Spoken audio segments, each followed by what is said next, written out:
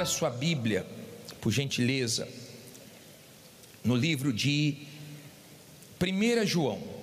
Vamos lá no finalzinho da Bíblia, no livro de 1 João, finalzinho da Bíblia, capítulo 3, versículo 6, diz assim: qualquer que permanece nele não pratica o pecado. Qualquer que permanece em pecado não viu nem o conheceu. Filhinhos, ninguém vos engane, quem pratica justiça é justo, assim como ele é justo. Quem pratica o pecado, leia você para não dizer que é eu que estou falando. Leia de novo o versículo 8, do começo. Quem pratica o pecado é do diabo, porque o diabo peca desde o princípio. Para isto o Filho de Deus se manifestou, para desfazer as obras do diabo. Qualquer que é nascido de Deus não permanece em pecado, porque a sua semente permanece nele, e não pode pecar, porque é nascido de Deus. Nisto são manifestos os filhos de Deus e os filhos do diabo. Qualquer que não pratica justiça e não ama seu irmão não é de Deus. Olha para mim, por favor. É um discurso duro. Não olhe para a Bíblia agora, olhe para mim e preste atenção. É um discurso forte, mas é um discurso salvador. Não pense que todos são filhos de Deus. Aqui está claro que existem os filhos de Deus e os filhos do diabo, os filhos da luz e os filhos das trevas. E o que diferencia um do outro não é que um frequenta a igreja e outro não, porque tem gente dentro da igreja que faz coisas que nem as pessoas lá fora fazem. Tem gente que frequenta a igreja que é mentirosa. Tem gente que frequenta a igreja e engana os outros, enrola os outros, que dá um péssimo testemunho. Tem gente que frequenta a igreja e só quem convive com ela sabe que ela não tem nada de Deus, só uma Bíblia, talvez só uma roupa, só religiosidade. Não quer dizer que quem está aqui dentro todos são de Deus, nada disso. Ele diz: filhinhos, não se engane.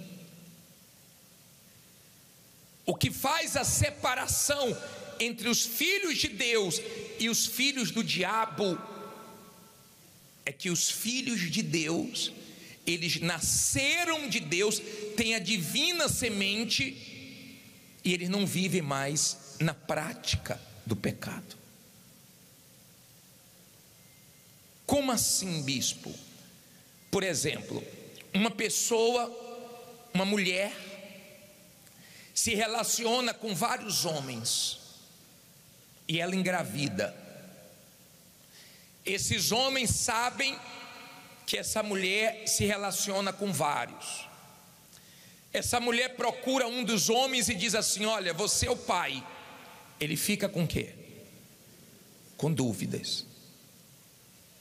Como é que tira a prova?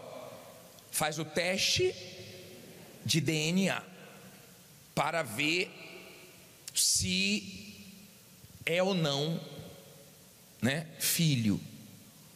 E com o teste vai dar ali se realmente ela estava falando a verdade ou a mentira.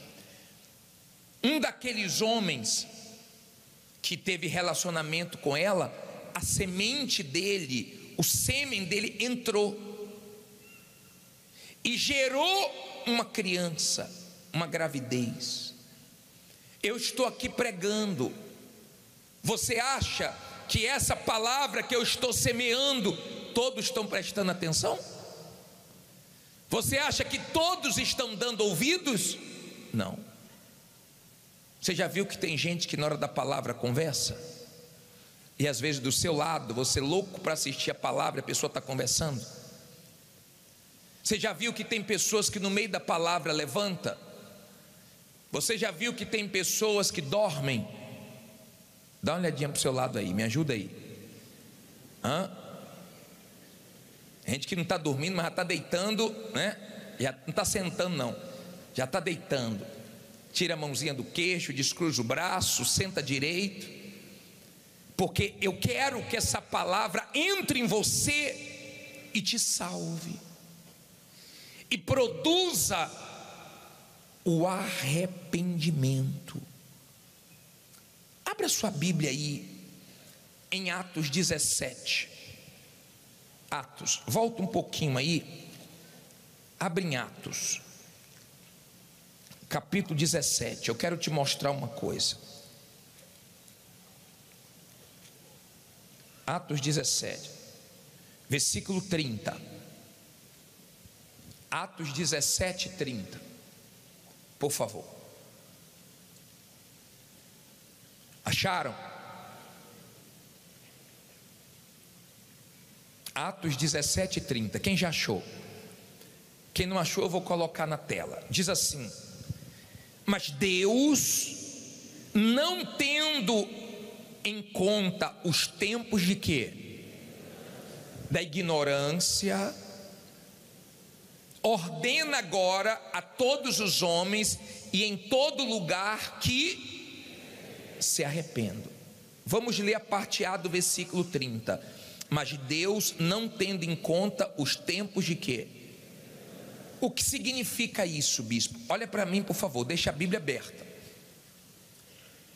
O tempo que nós não conhecíamos a verdade, éramos ignorantes espiritualmente falando, o tempo que não tínhamos discernimento, o tempo que a palavra de Deus não tinha chegado até nós.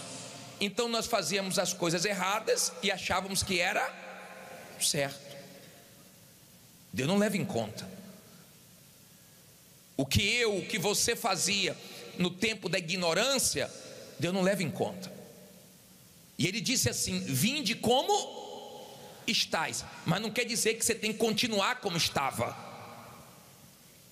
Ele chama você ao arrependimento. Ele te chama da prostituição, do vício, do pecado, do erro, da mentira, da sujeira, querendo que você saia da sujeira, mude, se arrependa. Ele ordenou que todos os homens se arrependessem. Seria bom se a pessoa ouvisse a palavra e logo o quê? Se arrependesse. Como seria bom se todos que ouvem o evangelho logo se arrependessem dos seus pecados e deixasse. Seria ótimo, mas não é assim que acontece. Não é essa a realidade. Tem gente que já ouviu várias mensagens. Eu não sei quantas vezes você teve a oportunidade de ouvir a palavra de Deus, mas eu sei que Deus te trouxe aqui, te colocou aí para ouvir essa mensagem. E se eu fosse você, eu agarraria essa oportunidade, porque eu não sei se você vai ter uma próxima oportunidade. Tem gente aqui que nunca se firmou na verdade. Ela fica um tempo e sai, fica um tempo e sai, fica um tempo e sai. Há quem está voltando hoje. Há pessoas aqui que alguém que intercedia por você, de repente até já morreu. Sua avó, seu avô, seu pai, sua mãe, ou está vivo, sua tia, seu irmão, alguém que ora muito por você. E Deus tem te dado chances, mas se você não aproveitar essa chance, eu tenho uma triste realidade para você: o que te aguarda na eternidade é o inferno. Mas bispo, isso é duro. Eu prefiro falar do inferno do que deixar você ir para lá. João Batista, ele veio preparando o caminho para o Senhor Jesus, e o povo não ouvia a palavra há 400 anos. Você sabe qual foi a mensagem dele? Arrependei-vos. Arrependei-vos. Ele pegava duro. Sabe por quê? Porque ele queria salvar. Você sabe por que nós pegamos duro? Porque nós queremos que você seja salvo. Eu não quero que você fique dentro da igreja iludido. Eu quero que você entenda que a ordem de Deus é que todos os homens se arrependam para que sejam salvos, para que possam começar uma vida reta, certa diante de Deus. Endireite os seus caminhos tortuosos. Jesus não quer condenar ninguém, mas se você voltar só um livro aí, e você for agora em João 3,19, se você voltar só um livro antes de Atos, João capítulo 3, versículo 19 diz assim, Atos 3,19, aliás, João 3,19: e a condenação é esta, que a luz veio ao mundo e os homens amaram mais as trevas do que a luz, porque as suas obras eram mais. Entenda, Jesus não quer te condenar, mas a condenação é essa: a luz veio, a pessoa não quer a luz, ela quer o pecado. Se você não largar o pecado, você não vai conhecer Deus, você não vai ser filho de Deus, você não vai ter o Espírito de Deus, e não vai poder acontecer o que Deus quer que aconteça. Não é só vir na igreja, isso é o primeiro passo, mas a palavra de Deus tem que entrar em você, e essa semente tem que trazer frutos de arrependimentos.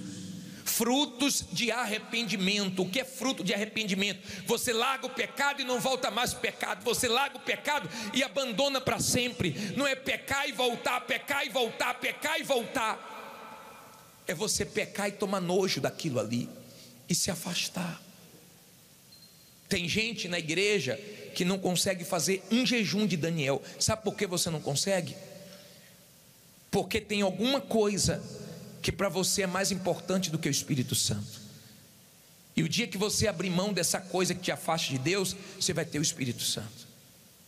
Mas enquanto você não for forte o suficiente para tomar uma atitude, você não vai mostrar o valor que Ele tem para você. Tem gente aqui que o problema dela não é pecado, são coisas que não são erradas, mas está no lugar de Deus, mas rouba o tempo dela. Tem gente que não é um pecado que está no lugar de Deus, é uma pessoa que ela idolatra, é um marido que ela idolatra, é uma pessoa que ela acha que é tudo. Você pode amar seu marido, você pode amar sua igreja, você pode amar seu pastor, você pode amar todo mundo, não tem nenhum problema. Mas coloque Jesus em primeiro lugar, porque só Ele te salva.